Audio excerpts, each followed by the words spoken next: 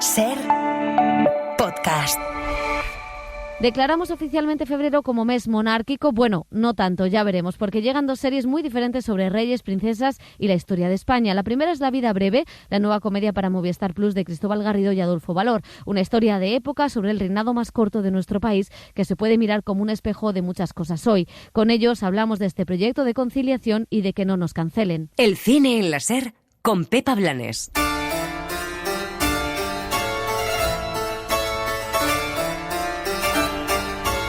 Las series.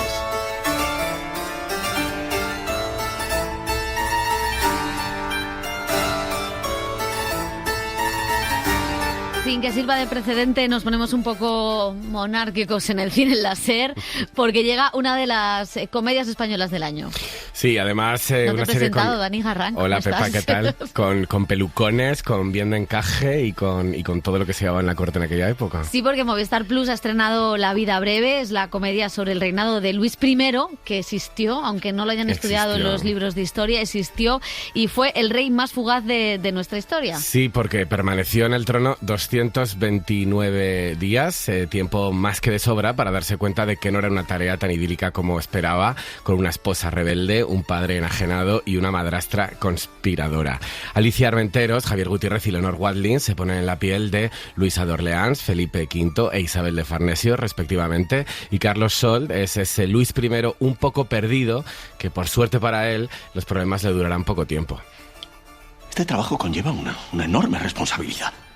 Lo sé. Te saldrán enemigos por todas partes. No importa. Yo tengo un gran criterio. España no da nada. Y pide mucho. Pero, padre, tú no eras español. ¿Qué? Que no, eres francés. Yo sí soy español. A mí me llaman el bien amado. A ti la mitad del reino te quiere colgado un pino. Hubo hasta una guerra. ¿La recuerda? Bueno, pues para comprobar el rigor histórico de esta serie hemos invitado a sus creadores, a Cristóbal Garrido y Adolfo Valor, viejos amigos del programa. ¿Qué tal, cómo estáis? Amigos y fans. ¿Qué tal, chicos? ¿Cómo estáis? Otra cosa. Ya sabéis Ahora escucho otra cosa, además de Quinótico, el programa de Radio Nacional. Pero esto siempre es lo primero. Lo primero. Acabamos de empezar la semana de promoción y para nosotros esto es como la mascleta. La mascleta. Bueno, Aquí empieza lo gordo. me alegra El cine lo de en la la Ser, mascleta. para nosotros queríamos liarla muy gorda, queríamos venir como trajeados, algo como tal, pero al final. Pero Cristóbal ha dicho, es que no, es la radio. Y ahora la radio tiene vídeo, o sea que Claro. estas cosas del directo. Bueno, lo primero, os gusta meteros en follones, eso ya lo sabíamos, en charcos. La monarquía era el charco mayor del reino, nunca El que nos mejor quedaba dicho. por pisar. Sí, No sí. me parece que sea un charco más grande que el de periodistas deportivos, te digo, A mí me parece que hay más, Visto, ¿no? me parece que hay más poder en Sí, otro, en porque el otro Luis lado. I no puede venir a decir que no haya, que no siga la cosa. Creo que Luis I estaría contento con la serie. O sea, quiero decir, cuando empezamos a leer críticas siempre de nuestras pelis o de nuestras series, nos sorprende mucho que siempre dicen la mala leche, las punzadas de Valor y Garrido, no sé cuánto. Y nosotros nos consideramos bastante tiernos y poco cínicos. Entonces yo creo que es verdad que el episodio que narramos es bastante ridículo y bastante surrealista en algunos momentos.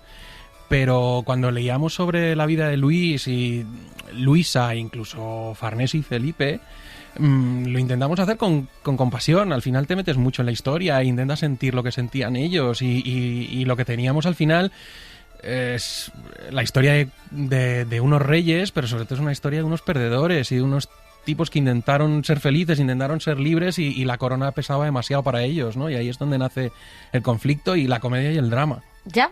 Perfecto. ¿Qué puedo añadir? Hay mucho humor y supongo que también habrá muchas licencias, ahora nos lo contaréis, pero también hay mucha documentación detrás.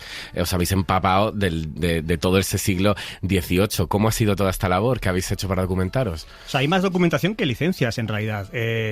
Lo decimos todo el rato, pero es que las cosas más locas y más salvajes de la serie las hemos sacado de la realidad. Quiero decir, Luisa de Orleans ha pasado la historia como una loca, la pobre, pero en realidad no era una loca, era una chica rebelde que la casaron con un chaval que no conocía, que venía de Versalles, era una Francia mucho más liberal y culta que la España de aquel momento, y básicamente era una tía rebelde que no quería estar ahí. Entonces, claro, ha pasado la historia como una tía que eructaba en las audiencias, que se paseaba desnuda, que vete tú a saber si iba desnuda, que a lo mejor enseñaba los tobillos y eso ya... Y claro, y para la época ya era... un escándalo. Entonces, claro, la historia al final siempre ha sido contada por los hombres y con una mirada muy patriarcal, y entonces las mujeres salían muy mal paradas de este retrato. Pero todas las cosas más salvajes, incluso la carta que manda la abuela a los reyes diciendo mi nieta es lo peor, si la quieren devolver, devuélvanla porque es insoportable. Esa carta existe y está leída tal cual se escribió. Entonces, todas las cosas más locas están. Cuando leímos la carta de la abuela sabíamos que habíamos encontrado una mina, porque una abuela que manda por correo diplomático una carta para poner a parir a su nieta y decir literalmente es la persona más desagradable que he visto en mi vida, pues sabíamos que ahí había que apretar poco las tuercas para conseguir la comedia. La verdad es que ese inicio es maravilloso. ¿Por qué esta parte de la historia es tan desconocida? Porque quizá como reyes tenemos ahí, nos sale Fernando VII, Carlos V, hombre, porque el pobre lo conquistó todo. Pero es verdad que luego hay como que no sabíamos que este señor había sido rey en ese periodo, ni sabíamos los tejemanejes de ese momento histórico. Claro, o sea, es curioso porque en realidad en esos 6-7 meses pasaron cosas que pasaron por primera vez. Una es una abdicación, que no había pasado nunca. Y otra es que luego un rey volvió a reinar, que esto es otra cosa que no había pasado nunca y no ha vuelto a pasar, que es un rey que reina 2 veces. Y entre medias, en esos 229 días, hay un rey, pobrecito mío, que intentó hacer, no sé si muchas, pero lo poquito que hemos podido leer eran interesantes. Quiero decir, o sea, me da pena que cuando haya gente que vea la serie y vea que él intentó reducir el presupuesto de la corona, porque pensaba, si se está muriendo la gente fuera, ¿qué sentido tiene que nos gastemos esta pasta en cacatúas?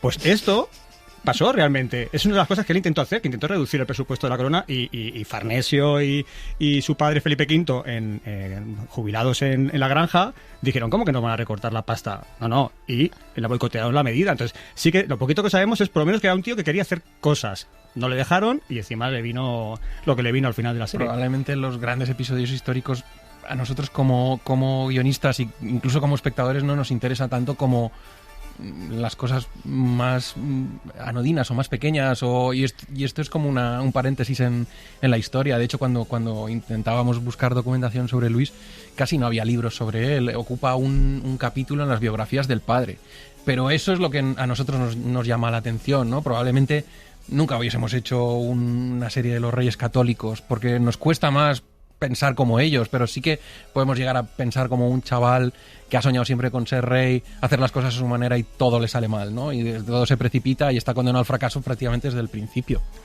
A mí me surge una duda porque, claro, estabais explicando muchas de las cosas de este rey, estabais explicando, viendo la serie también.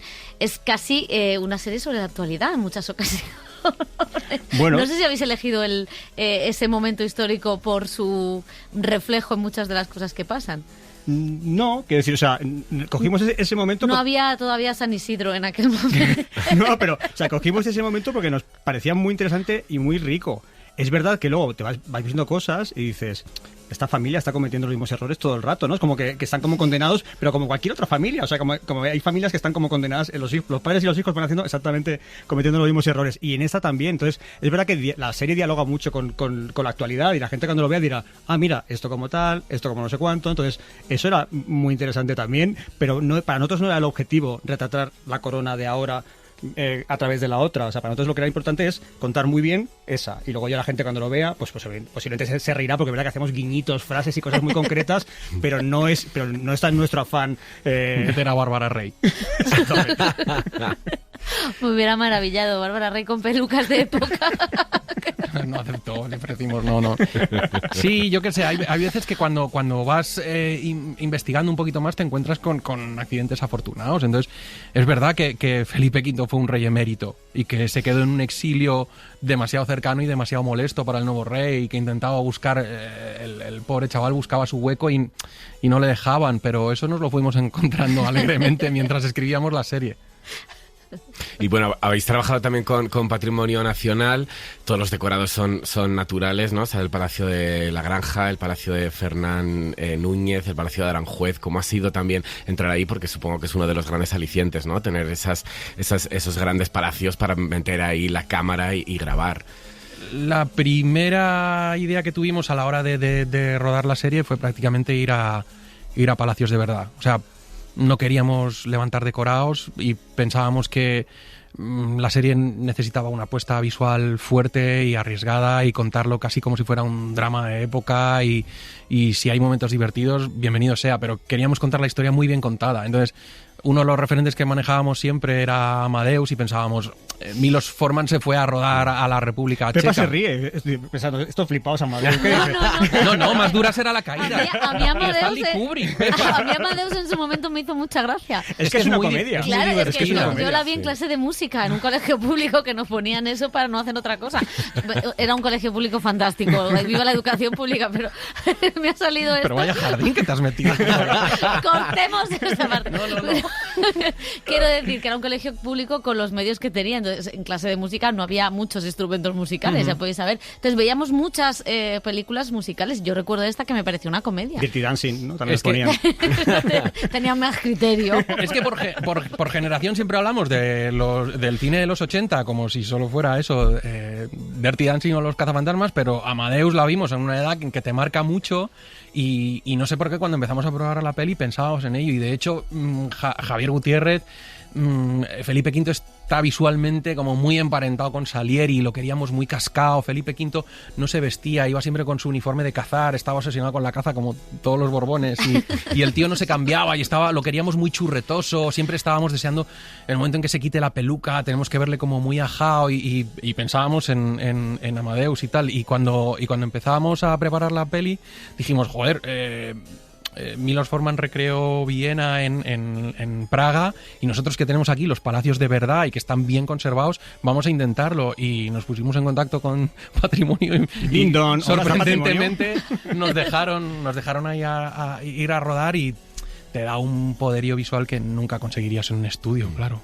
Podéis haber hecho, bueno, como Jacques Audiard, México en Francia, no hubiera pasado. Bueno, hemos hecho Versalles en huertas. O sea que... Y mira qué contentos han quedado los mexicanos. Están encantados de la vida todo el mundo con esta película.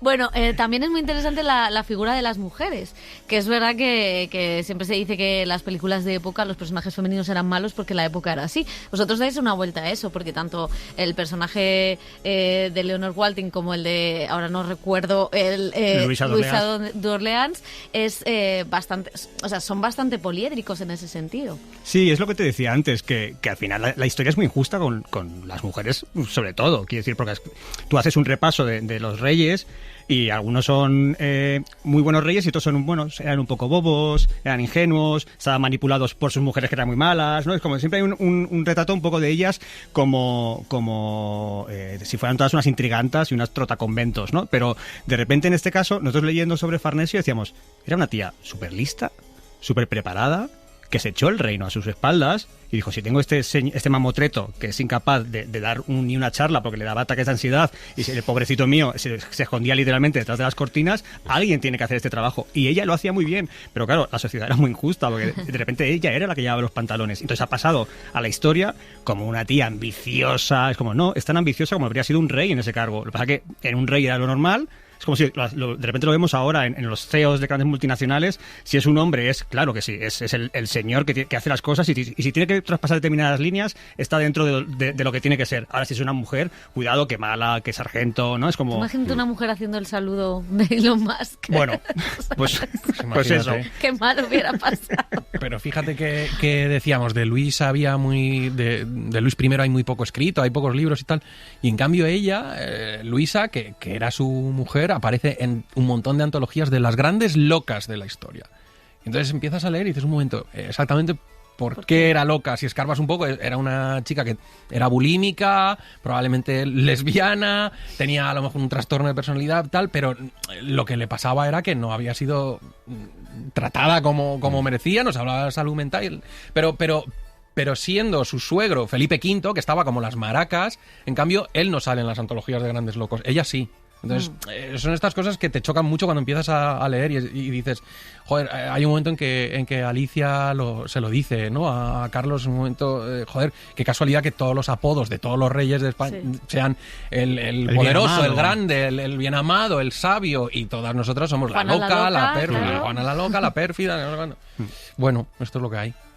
También es una serie que, bueno, más allá de la monarquía, evidentemente es una serie un poco sobre padres e hijos, ¿no? Sobre una relación familiar y cómo se establecen esos lazos. ¿Conectáis mucho también con este tipo de relatos? Nos pasamos la vida un poco escribiendo sobre padres e hijos, curiosamente, porque echamos la vista atrás y decimos días mejores, al final era padres viudos que tienen que sacar adelante a los hijos en mitad del duelo. En Reyes de la Noche Nicky y Javi era una relación paterno-filial totalmente. Sí, nos interesa mucho, casi pues tendremos que ir un poco al psicólogo a hacernoslo mirar esto, ¿no? De la relación. Tendremos que matar al padre de una vez por todas, pero... Yo estoy de baja paterna también, entonces ahora estoy cambiando pañales. ¿Estás de baja? Sí, estoy de baja. He venido solo para esto. Espero que merezca la pena, Pepa. Vamos a hacernos virales. Pero es muy interesante. Al final, las familias, da igual que sean reyes o que sean reponedores del Alcampo, tienen sus propios conflictos en casa o en el palacio, ¿no? Y eso nos gustaba, la necesidad de superar al padre o de estar a la altura. Yo creo que eso es bonito.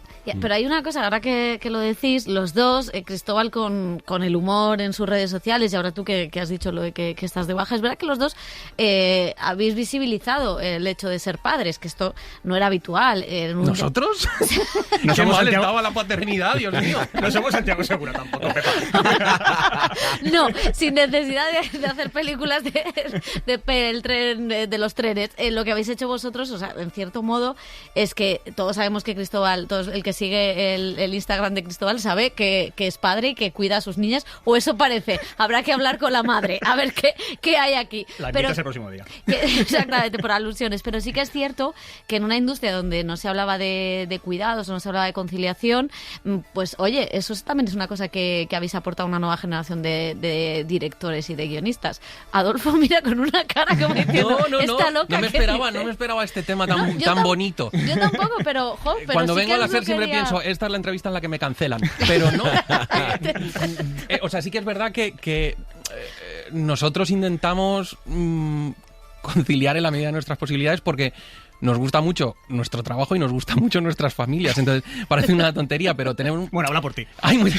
No, pero toda esta gente... Hay mucha gente en la profesión y vosotros lo sabéis, que cuando dice, no, yo es que cuando me meto en una película, solo existe la película. Sí. Entonces, estoy un año en el que no hago otra cosa. Y yo pienso, ya, pero es que yo quiero dedicarme a esto hasta que me muera. Me gusta mucho mi trabajo, entonces ¿qué voy a hacer? ¿Aparcar mi vida hasta que me muera? No tiene sentido. Entonces nosotros hacemos un esfuerzo y al final no es un esfuerzo, es que lo bonito para mí es cuando se mezcla el cine y las series y la vida. Y entonces al final siempre te acuerdas, no, pues ¿te acuerdas cuando estábamos rodando Días Mejores? Pues tú fuiste padre, o yo me metí en una hipoteca, o acabamos de tal y nos fuimos de vacaciones a no sé dónde. O sea, creo que lo guay es poder mezclar las dos cosas y hay un momento en que no sabes bien dónde empieza el rodaje y dónde empieza tu vida, ¿no? Pero lo hacemos como algo bonito. Sí, que al final es verdad que nosotros a las 5 de la tarde se acaba el rodaje y nos vamos a casa y creo que es importante porque venimos de una industria en la que durante décadas muchas mujeres se quedaban por el camino porque es que el cine es incompatible con la vida familiar, es decir, porque mañana tienes un horario. La gala de los Goya, desde luego. Desde luego, o sea, entonces la mañana a esos niños no se lo ha atendido nadie. Pero que muchas mujeres se quedan por el camino y muy pocos hombres han dicho, yo tengo que dejar la industria porque quiero dedicarme a mis hijos. Entonces es verdad que o sea, nosotros intentamos hacer un poco el esfuerzo. O sea, me da no sé qué, queda como los padres modelos porque lo somos. Y nuestras hijas vienen mucho al set y demasiado vienen. Tienen que venir menos. Porque hacen ruido y dime joden que la lían parda en el set, sería maravilloso. Bueno, eso es imposible. Claro, es impepinable. Mi hija vino no tenía ni 2 años al rodaje de La Vida Breve. Bueno, que papá, tal, la segunda toma estaba haciendo ruidos. Por favor, échenla del set. Está jodiendo la toma. Javier Gutiérrez, nos está costando mucho dinero esta bebé. Yo siempre le digo a mis hijas, ¿has contado en el cole que tu padre es guionista? Y ellas, no. Digo, pero ¿le has contado que ayer estuviste en el rodaje? No, como que no le dan ningún valor, lo cual me encanta. O sea, me parece que es como normalizar eso como si no tuviera ninguna importancia. Somos lo opuesto a esto que hacen las estrellas de Johnny Depp. No, mis hijos no saben a qué me dedico. Nosotros es, por favor, que me adoren. Le ponemos promoción fantasma todas las navidades. Mira lo que ha hecho tu padre. ¿Sabes lo que es un showrunner? Te lo voy a explicar. Volviendo a la serie, Gracias por retomar. Por favor. No, pero hablemos de mi Instagram, por favor. ¿Cuál ha sido ¿Cómo ha sido el proceso de la escritura del guión? Porque es verdad que, bueno, que estamos en el siglo XVIII, hay un lenguaje monárquico de corte, pero también hay muchas gamberradas actuales, muchos gags. ¿Cómo ha sido ese equilibrio entre mezclar esos dos tipos de lenguaje? No calculado, o sea, una vez que hemos leído y hemos documentado todo lo que sentíamos que podíamos hacer, nos ponemos a escribir y somos muy libres. Entonces, sí que queríamos que no fuera una serie de historia muy tradicional, porque no sabríamos hacerla. Entonces, intentamos llevárnoslo a nuestro terreno desde el principio. El primer episodio nos salió casi del tirón, lo vimos como muy claro todo. Hay un momento en el que Cristóbal dijo, oye, ¿por qué Luis no vuela en esta escena? Y entonces ahí hicimos clink, vale, hagámoslo, y a partir de ahora haces un pacto con el espectador que dices, vale, a partir de ahora ten cuidado, porque si pensabas que ibas a ver una historia clásica o una serie clásica, vamos a acabar con esas expectativas. Y a partir de ahí dejar fluir un poco. El proceso de escritura fue bastante rápido, nos salió bastante, ¿no? O sea, y hemos tenido la suerte de que esta serie se ha hecho en Movistar. Quiero decir, o sea, que posiblemente en otra plataforma no habríamos podido hacer, y nos han dejado hacer lo que quisiéramos, lo cual es un gusto increíble, porque yo creo que precisamente por eso salen cosas especiales, ¿no? No vamos con piloto automático haciendo la clásica serie de época, siguiendo todos los puntos. O sea, en ese sentido ha sido un gusto. Y hay una cosa que antes lo decíamos con esa relación con la actualidad, no solo hacia los Borbones, sino es verdad que el nuevo rey quiere un poco que nadie pase hambre, o al menos que se solucione un poco esta cosa de la dicotomía social, pero la corte no.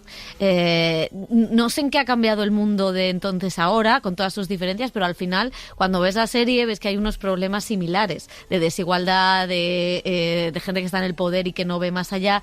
No sé si eso también era uno de los alicientes a la hora de contar la historia. Bueno, no sé si es Ayuso en Perú diciendo esta gente son muy felices y muy pobres, ¿no? Sí, o ahora todo el gabinete de Trump, ¿no? Que son todos los oligarcas estos de Silicon Valley y tal. No, es su corte, en realidad. Claro, totalmente. Sí, total. Nosotros lo que sí que queríamos era empezar con el pueblo llano. La serie empieza en un establo con un padre y un hijo que crían unos cerdos. Uno de esos cerdos acaba en Palacio, y ya cuando entramos en Palacio nos quedamos en Palacio hasta muy, muy, muy entrada. Hay un momento hacia el final de la serie en el que volvemos a salir por una razón muy, muy concreta y muy determinada. Y lo que queríamos contar en cierta medida es: esta gente vive en una burbuja. Esta gente vive en la corte y no tiene ni idea de qué está pasando en la España de verdad. Y no les interesa. Y les da igual. Entonces hay grupos de presión. Estaba la Iglesia Católica, estaba el partido castizo que luchaba por volver a una España todavía más antigua, y cuando Vamos, ves me esas estás cosas... contando el periódico de hoy. Sí, de verdad, es que no había que apretar mucho las Había cosas. partidos políticos, que es una cosa que a mí me ha dejado loco estudiando esta historia. Había partidos políticos. A mí hay dos revelaciones que me han dejado loco. Una es, había partidos políticos, que como qué curioso, tampoco servían para mucho, pero que ahí estaban, y que los marqueses eran poco menos que sirvientes, que a mí esto me ha dejado flipado. Entonces tú ves Marqués de Salamanca, la calle de Marqués de Riscal, y piensas que son marqueses increíbles. Claro, porque eran los duques los mayores. No, que eran los señores que se mataban por estar por sí. estar Claro. al lado para llevarle Vale. la servilleta. O sea, era Claro, lo que claro. hacían. Y claro, al final el tener, Era como el palco del Bernabéu. tener esa cercanía con la gente de poder, eso era lo que le hacía importante, pero al final era el señor que traía el pollo al ajillo al rey. O sea, era muy, muy loco. Oye, y ya para terminar... Sí, hombre. sí, porque viene otra Yo no serie... pienso volver a mi casa hoy. Exactamente. Lo de conciliar no iba por ahí. Para un día que salimos. Que la reina Leticia es muy cinéfila y seriéfila. Acabáramos. Me encanta, Acabáramos. Me encanta. Es que ¿La soy- verá? Yo creo que la va a ver. Hombre, Yo creo que la va a ver. si está todos los días en Los Ideal viendo cualquier cosa, ¿cómo no va a venir a ver esto? Exactamente. Que es de su Una ver tatara. a Leonor. Claro que está Y nos divina. ofrecemos desde aquí, públicamente, ya los Blu-rays casi no se consumen, pero vamos a hacerle un audio comentario, Para cómo ella. rodamos todas las escenas en directo. Cristóbal y yo nos plantamos un día en Zarzuela Yo es que no soy monárquico, pero de verdad que soy genuinamente leticista. ¿Os acordáis cuando decían yo soy Juan Carlista? Que ¿dónde están escondidos los Juan todos Carlistas? estos? Que salgan. Pues realmente soy leticista, de verdad, que me parece me parece como una tía muy interesante. Y cada vez que la veo que le acercan un micrófono, la veo como una felicidad, porque tiene tantas ganas de seguir comunicando, que es como yo cuando voy a los karaokes, de que agarro un micro y ya no lo suelto. Entonces, me cae muy bien y creo que la va a ver y le va a gustar y se va a reír. Además es muy cinéfila y sabemos que a veces va a rodajes y todo. Nosotros llegamos a pensar que iba a aparecer por el nuestro. ¿Contamos esto? Por favor, ya lo he empezado a contar. ahora. Claro, sí. No te dejo salir. Había alguien del equipo muy, muy amiga de ella y en un momento dado ella se enteró que estábamos rodando en los Palacios y preguntó si se podía pasar. Y nosotros dijimos, sí, por favor. que venga. Pero al final no se pasó, le vendría mal por agenda o lo que sea, pero estábamos Cristóbal deseando. empezó a gritar al equipo en alemán, a partir de ahora tenéis que comportaros, no me dejéis en evidencia. Pero al Ese final día no fueron las niñas al rodaje. No, pero curiosamente ese día Adolfo no pudo venir al rodaje porque se tenía que quedar con la niña y le dije, Leticia viene. Y dice, dejo a la niña en el bar, voy corriendo. Volví corriendo como el de la isla de las tentaciones. ¿Cómo se llama? Volví corriendo. Montoya. No me creo que hemos pasado de Amadeus a la Isla de las Tentaciones como referencias. Atando el círculo Yo porque... descubrí quién era Montoya en Los Goya. Esta rima es terrible. Este fin de semana, porque Cristóbal me dice que soy un viejuno y que solo tengo unos referentes de Jean-Pierre Melville y tal, y a esta gente no le interesa y entonces tienes que hablar de esta persona. Ya lo he colado. ¿Sabes cuándo dije tengo que enterarme de la Isla de las Tentaciones? Cuando María Guerra habló de Montoya y dije, si lo hace María Guerra, yo también. Pero hombre, se está hablando todo el planeta. Todo el mundo. O sea, como no, mira, llevamos toda la mañana de Junkets y nos están preguntando ¿qué otro periodo histórico querríais retratar? Y ahora pienso y digo, ahora la carrera de Montoya por la playa. Eso me parece que es historia de España. Claro. Siguiente tema, Carla Sofía Gascón, ¿a favor o en contra, Pepa? Exactamente. Pues, ¿habéis borrado tweets? Esta es la... Yo me fui. ¿Deberíamos? Yo no tengo redes ya. No desde lo hace sé, tiempo. Yo es que Tú Twitter... sí, te borra. Empieza a borrar.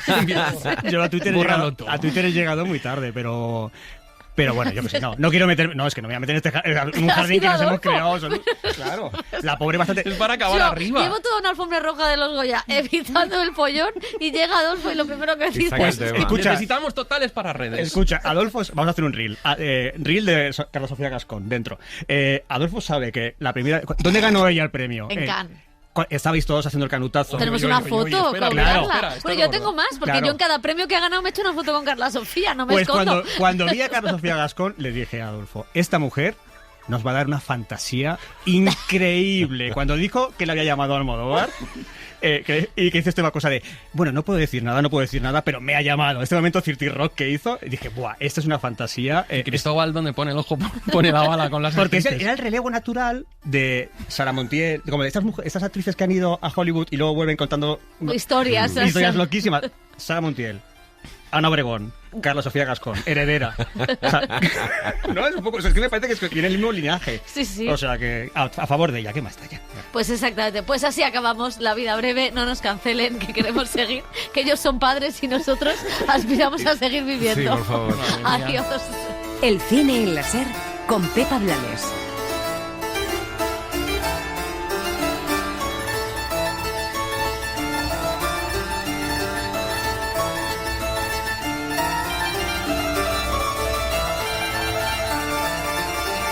Suscríbete a El Cine en la SER.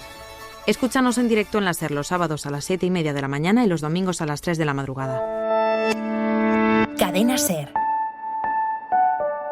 La radio.